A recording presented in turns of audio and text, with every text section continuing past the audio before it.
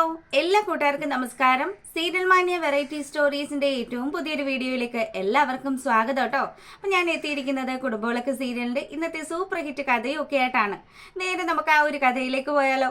അങ്ങനെതാ നമ്മുടെ അപ്പു ആണെങ്കിലും സുമിത്രയുടെ വീട്ടുപടിക്കലെത്തി. അപ്പം അപ്പുവിനെ കണ്ടതും അനിരുദ്ധ അങ്ങോട്ട് ഇറങ്ങി ചെല്ലുകയാണ്. അനി ചോദിക്കുന്നുണ്ട്, അല്ല നിനക്കെന്താ ഇവിടെ കാര്യം? അപ്പം അപ്പു പറയുന്നുണ്ട്, അനിയേട്ട എന്നോട് ക്ഷമിക്കണം, എനിക്കും എൻ്റെ അമ്മയ്ക്കും ഒന്നും മനസ്സാവാച ഈ കാര്യങ്ങളൊന്നും അറിയില്ലായിരുന്നു. അച്ഛൻ ഇത്രയും വലിയൊരു ചതി ചെയ്യുമെന്നുള്ള കാര്യം ഞങ്ങൾ സ്വപ്നത്തിൽ പോലും കരുതിയിട്ടില്ല. എനിക്ക് അപ്പച്ചിയെ ഒന്ന് കാണണമെന്ന് പറയുമ്പം അനിരുദ്ധ് പറയുന്നുണ്ട്, ദേ നീയും നിന്റെ അച്ഛനും ഒക്കെ ആയിട്ടുള്ള എല്ലാ ബന്ധങ്ങളും അറുത്തു മുറിച്ചിട്ടാണ് ഞങ്ങൾ ഇങ്ങോട്ട് പോകുന്നത് എന്നുള്ള കാര്യം. അങ്ങനെ അനിരുദ്ധ് അപ്പുവിനെ എന്ത് ചെയ്ത വീട്ടിലേക്ക് കയറ്റാൻ സമ്മതിക്കുന്നേ ഇല്ല. ഇതെല്ലാം കണ്ടുകൊണ്ട് സുമിത്ര അങ്ങോട്ട് വരികയാണ്. സുമിത്ര വന്ന പാടെ തന്നെ പറയുന്നുണ്ട്, മോനെ അനി, അവൻ്റെ നേരെ നീ ദേഷ്യപ്പെടല്ലേ, അവൻ പറഞ്ഞല്ലോ. മോനെ അപ്പു, നീ എന്താ വന്നേന്ന് ചോദിക്കുകയാണ് സുമിത്ര. അപ്പം അപ്പു വന്ന കാര്യങ്ങളൊക്കെ പറയുകയാണ്. അപ്പച്ചി, ആ പ്രശ്നങ്ങളൊക്കെ ഉണ്ടായി കഴിഞ്ഞിട്ട് ഞാൻ അപ്പച്ചിയെ വന്നൊന്നും കണ്ടില്ലല്ലോ. അപ്പച്ചിയോട് മാപ്പ് പറയാൻ വേണ്ടിയിട്ടാണ് ഞാൻ വന്നത് എന്നുള്ള കാര്യം ഇവൻ പറയുകയാണ്. മോനെ, നീ എന്തിനാ എന്നോട് മാപ്പ് പറയുന്നത്? എൻ്റെ അനിരുദ്ധിനെ പോലെ തന്നെയല്ലേ നീയും എനിക്കെന്ന് പറയുമ്പം, അതെ അപ്പച്ചി, എൻ്റെ അമ്മയെ പോലെ തന്നെയാണ് എനിക്ക് അപ്പച്ചി. അതുകൊണ്ട് ഒരിക്കലും അപ്പച്ചിയെ ദ്രോഹിക്കുന്ന ഒരു കാര്യത്തിനും എനിക്ക് കൂട്ടുനിൽക്കാൻ പറ്റില്ല എന്നുള്ള കാര്യമൊക്കെ അപ്പു ഇങ്ങനെ പറയുകയാണ്. പെട്ടെന്ന് അനിരുദ്ധാണെങ്കിലോ ഇതെല്ലാം കേട്ടിട്ട് അവൻ അകത്തോട്ട് കയറി പോവാണ് ചെയ്തത്. അങ്ങനെ അപ്പു ആണെങ്കിൽ വന്ന കാര്യങ്ങളും ഒക്കെ പറഞ്ഞു. അല്ല എൻ്റെ പൂജ എവിടെയാണ്? പൂജയെക്കുറിച്ച് ചോദിച്ചപ്പോഴത്തേക്കിനും ആ വീട്ടിൽ നടന്ന സംഭവങ്ങൾ ഓരോന്നും സുമിത്ര അപ്പുവിൻ്റെ അടുത്ത് വിവരിക്കുകയാണ്. പെട്ടെന്ന് തന്നെ, അല്ല അതിന് സരസ്വതിയമ്മയല്ല ഇവിടുന്ന് പോവേണ്ടത്, എന്തിനാ ആൻറ്റി പൂജയെ അതിൻ്റെ രഞ്ജിതാൻ്റിയുടെ വീട്ടിലേക്ക് വിട്ടത് എന്നുള്ള കാര്യം ഇവൻ ചോദിക്കുമ്പം, മോനെ അവൾ തന്നെയാണ് ആ ഒരു തീരുമാനം എടുത്തത്.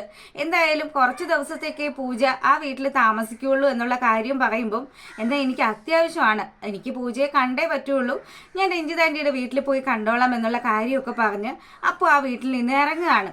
അതിനുശേഷമാണെങ്കിൽ നമ്മളെ കാണിക്കുന്നത് നമ്മുടെ പരമശിവത്തെയാണ് കേട്ടോ. അപ്പോൾ പരമശിവ ആണെങ്കിൽ എന്ത് വന്നാലും സിദ്ധാർത്ഥിന് ശ്രീനിലയം തിരികെ താൻ കൊടുക്കുകയില്ല.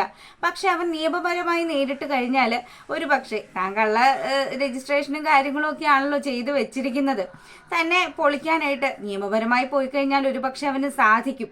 അതിനൊരാളെ കണ്ടെങ്കിൽ മാത്രമേ അവനെ ആ ഒരു കാര്യത്തിൽ നിന്നും പിന്തിരിപ്പിക്കാൻ പറ്റുള്ളൂ എന്ന് മനസ്സിലാക്കി പരമശിവം കൂട്ടാളികളോട് പറയുകയാണ്, ബാ നമുക്കൊരു സ്ഥലം വരെ പോകണം എന്നുള്ള കാര്യം. അങ്ങനെ അവരവിടുന്ന് പുറപ്പെടുകയാണ്. അതിനുശേഷമാണെങ്കിലോ നമ്മളെ കാണിക്കുന്നത് രഞ്ജിതയുടെ വീടാണ്. അപ്പം രഞ്ജിത ഭക്ഷണമൊക്കെ റെഡിയാക്കി അങ്ങനെ വെയിറ്റ് ചെയ്ത് നിൽക്കുകയാണ്.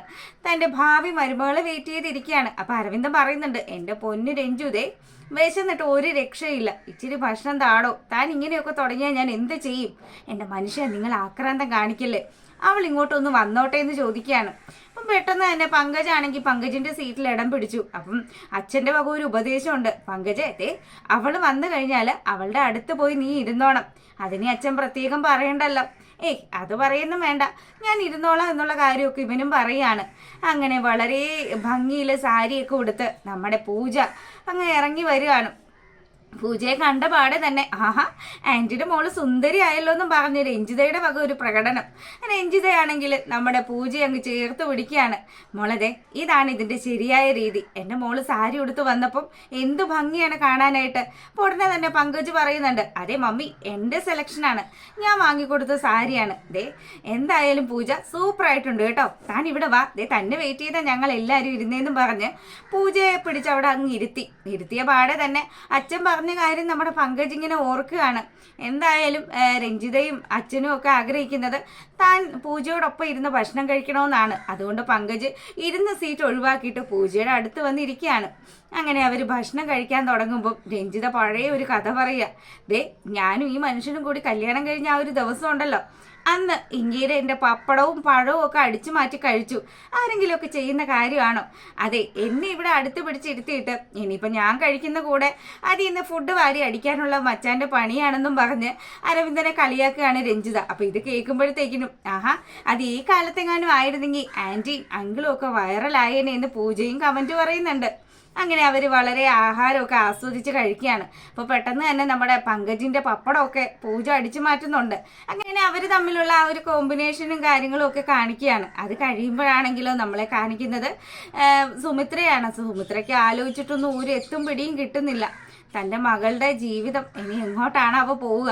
അവൾ പൂജയെ ഉറപ്പായിട്ടും രഞ്ജിതയുടെ അടുത്തേക്കാണ് പോയത്.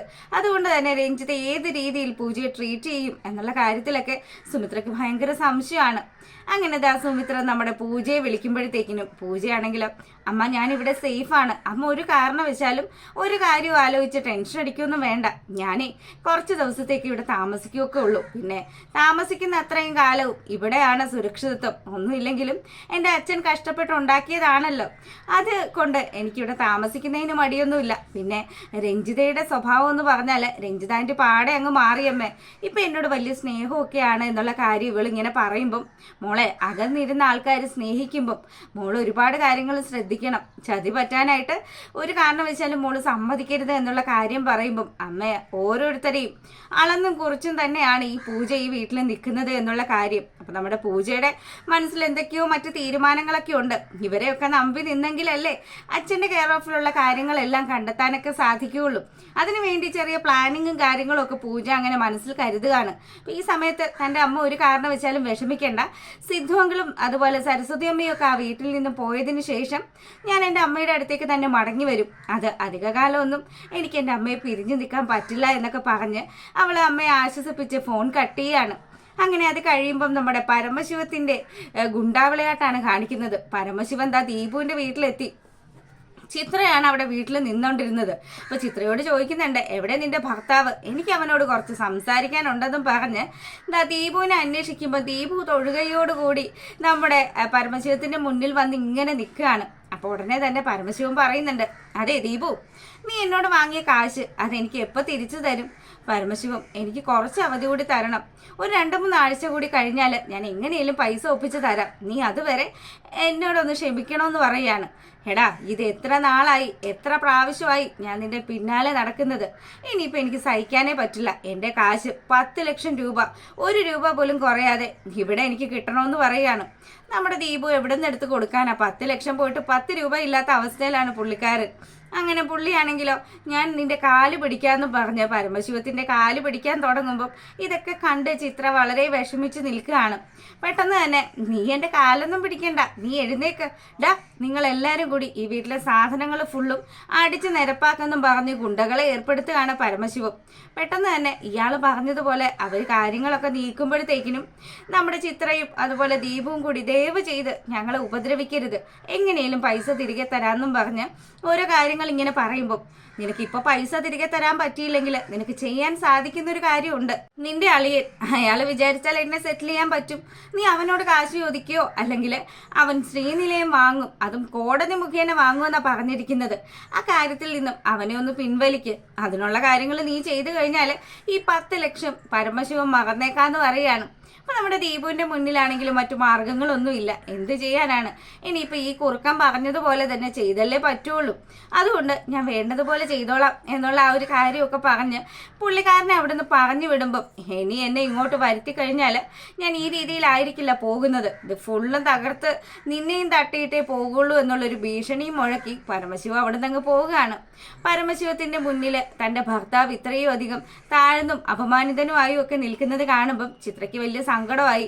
ചിത്ര അവിടെ നിന്ന് ഇങ്ങനെ കരയുകയാണ്. എന്ത് ചെയ്യാനല്ല, ഓരോ ഗതികേട് ചെയ്തു കൂട്ടിയതിനൊക്കെ കിട്ടണമല്ലോ, അതുകൊണ്ട് അവിടെ ആ കാര്യങ്ങളൊക്കെ ഇങ്ങനെ നടക്കുകയാണ്.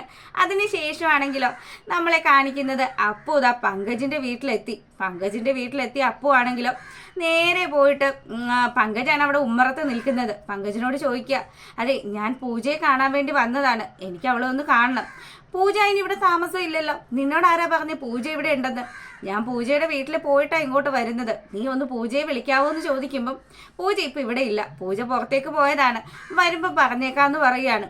അങ്ങനെ അങ്ങോട്ടും ഇങ്ങോട്ടും 1ഉം 2ഉം ഒക്കെ പറയുമ്പം പങ്കജ് പറയുന്നുണ്ട്, നീയും നിന്റെ അച്ഛനും നിന്റെ അമ്മയൊക്കെ കൂടി ജീവിച്ചിരിക്കുന്ന ഒരാളെ കൊന്നു കളഞ്ഞില്ലേ, എന്നിട്ടാണോ ഇപ്പൊ പൂജയെ തിരക്കി വന്നിരിക്കുന്നത്? ഇനി അവൾ നിന്നെ കണ്ടു കഴിഞ്ഞാൽ അവൾ നിന്നോട് ഒരു അക്ഷരം പോലും സംസാരിക്കില്ല, എന്തിനാ അപ്പു ഇവിടെ നിന്ന് കറങ്ങുന്നതെന്ന് ചോദിച്ച് പങ്കജ് ഓരോ കാര്യങ്ങൾ പറഞ്ഞു. അപ്പം അപ്പുവിന് മനസ്സിലായി ഇനി ഇവിടെ നിന്നിട്ട് കാര്യമില്ല, ഇനി അവൾ വീട്ടിനകത്തുണ്ടെങ്കിൽ കൂടിയും ഈ ദുഷ്ടൻ അവളെ കാണിക്കില്ല എന്ന് മനസ്സിലാക്കി പങ്കജ് പറഞ്ഞതും കേട്ട് നമ്മുടെ അപ്പു ആ വീടിന്റെ പടി ഇറങ്ങുകയാണ്.